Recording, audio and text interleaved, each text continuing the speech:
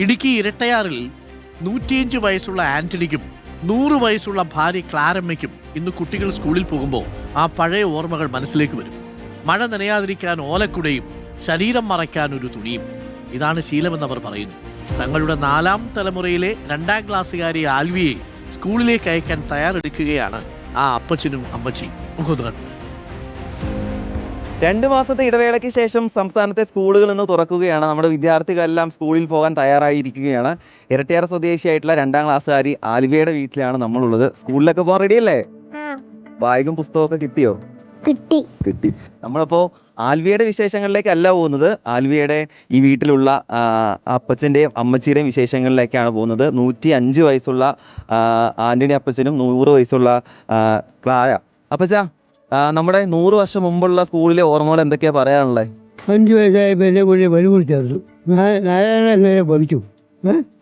അന്ന് അവിടെ എനിക്കുള്ളത് എൻ്റെ പള്ളി 4 വയസ്സേ ഉള്ളൂ. പിന്നെ മുന്നോട്ട് പോകാനായിട്ട് എന്നെ അമ്മ വീട്ടിൽ കൊണ്ടുവന്നിട്ട് തെങ്ങാൻ പള്ളിക്കൂട്ടി വിളിച്ചേർത്തു. ഞാൻ 3 മാസമേ പോയുള്ളൂ. അപ്പോൾ ഉഴപ്പായി. എന്നെ ചേട്ടനോട് പറഞ്ഞു, ഞാൻ ഇനി പോകുന്നില്ല, അപ്പോൾ ഉഴപ്പാണ്. പള്ളിക്കൂടി പോയി കാര്യമാർ തന്നെ പഠിക്കാൻ നേരം കൊണ്ട് കൂടുതൽ പഠിക്കായിരുന്നു എന്ന് എപ്പോഴും തോന്നിയിട്ടുണ്ടോ? സ്കൂളിൽ നല്ലപോലെ പഠിച്ചു. 4ാം ക്ലാസ് ജയിച്ചു. ഒരു സാരന്മാരെ ശരിയില്ല, ഒരു അടി ഞാൻ മടിച്ചിട്ടില്ല, ഒരു തോന്നിട്ടില്ല, എല്ലാം ജയിച്ചു. ഇന്നുള്ള പോലെ ബാഗും കുടയും ഒക്കെ അന്ന് ഉണ്ടായിരുന്നോ? വാങ്ങിക്കൊടി ഓലക്കൊടയാണ്. ഓലക്കൊടയെന്ന് പറയുന്ന കൊടയുണ്ടാക്കും. കന്യാന്മാരാണ് ഉണ്ടാക്കുന്നത്. ആ കുട അതുകൊണ്ട് ഞങ്ങൾക്ക് പള്ളിക്കൂടി പോകുന്നത്. നമുക്ക് അമ്മച്ചിയുടെ വിശേഷങ്ങൾ കൂടി ചോദിക്കാം. അമ്മച്ചിക്ക് ഇപ്പോൾ 100 വയസ്സുണ്ട്. അമ്മച്ചി 4ാം ക്ലാസ് വരെ പോയിട്ടുള്ളൂ എന്നാണ് കുറച്ച് മുന്നേ എന്നോട് പറഞ്ഞത്. എങ്ങനെ ഉണ്ടായിരുന്നു അന്നത്തെ സ്കൂൾ കാലമൊക്കെ അമ്മ? 4ാം ക്ലാസ് വരെ പഠിച്ചുള്ളൂ. പിന്നെ മുന്നോട്ട് ആരെയും വിടില്ല. 4 വരെയും പഠിച്ചാൽ മതി. കണക്ക് കൂട്ടാനും കുറയ്ക്കാനും അതുകൊണ്ട് കാര്യം നോക്കാറായി. അതുകൊണ്ട് അതിന് മുന്തേനും പറയും എല്ലാവരെയും അത്രയേ പഠിപ്പിച്ചിട്ടുള്ളൂ. എങ്ങനെ അന്ന് സ്കൂളിലേക്കുള്ള യാത്രയൊക്കെ എങ്ങനെ? മഴയൊക്കെ നനഞ്ഞായിരുന്നു സ്കൂളിലൊക്കെ? അല്ല, കുടയാ. ഞാൻ ഓലക്കുടയും കൊണ്ട് പോയിട്ടില്ല, ക്ഷീരക്കുടയാ. അത് ചേച്ചി പഠിച്ച കുടയും കൊണ്ടാണ് ഞാൻ പോയത്. ഈ ബാഗും മറ്റേ ഇരുമ്പ് കൊണ്ടുള്ള തൂക്കി പിടിക്കുന്ന ടൈപ്പ് ബാഗൊക്കെ അല്ലേ? അന്നില്ല, ആർക്കും ഇല്ല. കൈ പിടിച്ചാണ് പോകുന്നത്? ഇങ്ങനെ കൈ പിടിച്ചോണ്ടങ്ങ് പോകും. നല്ല ഉടുപ്പൊക്കെ കിട്ടുമായിരുന്നു അന്ന്? നല്ല ഉടുപ്പൊക്കെ. ഞാൻ ഉടുപ്പ് ഇട്ടിട്ടില്ല.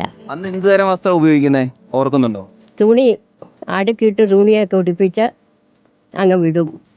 പിന്നെ 3ാം ക്ലാസ്സിൽ കയറുമ്പം ചട്ട ഇട്ടുകൊണ്ട് പോകും. അത്രയേ ഉള്ളൂ. 3ലും 4ലും ചട്ട ഇവിടെ ഇടും. അതുവരെയും തുണിയും ചട്ടി. എല്ലാ പിള്ളേരും അങ്ങനെയാണ്.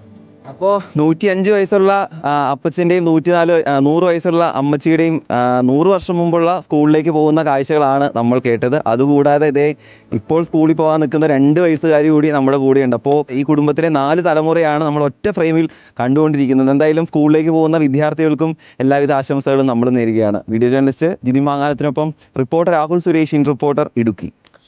പണ്ടൊക്കെ 4ാം ക്ലാസ്സോടുകൂടി വിദ്യാഭ്യാസം നടത്തിയിരുന്ന മുത്തശ്ശിമാരും ഒക്കെ അപ്പുറം ഇപ്പൊ കണ്ട നമ്മുടെ അമ്മാമ്മയൊക്കെ പോലെയുള്ളവരെ ഇവിടെ ഒരു അവസ്ഥ ഒന്ന് ആലോചിച്ച് നോക്കിക്കേ. അവർ ചോദിക്കും, അക്ഷരമൊക്കെ പഠിഞ്ഞോ? പറഞ്ഞാ പഠിഞ്ഞു. എന്നാലേ കണക്കൊക്കെ കൂട്ടാൻ മനസ്സിലായോ? കണക്കൊക്കെ കൂട്ടാൻ മനസ്സിലായി. എന്നാ മതി എന്ന് പറയും. കാരണം അവർ അതോടുകൂടി പഠനം അവിടെ അവസാനിക്കും. ഇപ്പോൾ അങ്ങനെ കാണും പിള്ളേരുടെ അടുത്ത് പറയാനായിട്ട് നാവ് ഉയരുന്നു മാത്രമല്ല, അങ്ങനെയൊന്നും ചിന്തിക്കാൻ പോലും നമുക്ക് പറ്റില്ല എന്നുള്ളതാണ്. അതാണ് കാലത്തിന്റെ മാറ്റം. എന്തും കൊടുത്തില്ലെങ്കിലും കുഞ്ഞുങ്ങൾക്ക് വിദ്യാഭ്യാസം കൊടുക്കണം. സ്കൂളിൽ പോകാനുള്ള എല്ലാ സംവിധാനങ്ങളും ഒരുക്കണം. അതാണ് രക്ഷിതാക്കളുടെ പ്രാഥമികമായിട്ടുള്ള ആഗ്രഹം. ആ അവസ്ഥയിലേക്ക് നമ്മൾ എത്തി, അല്ലേ?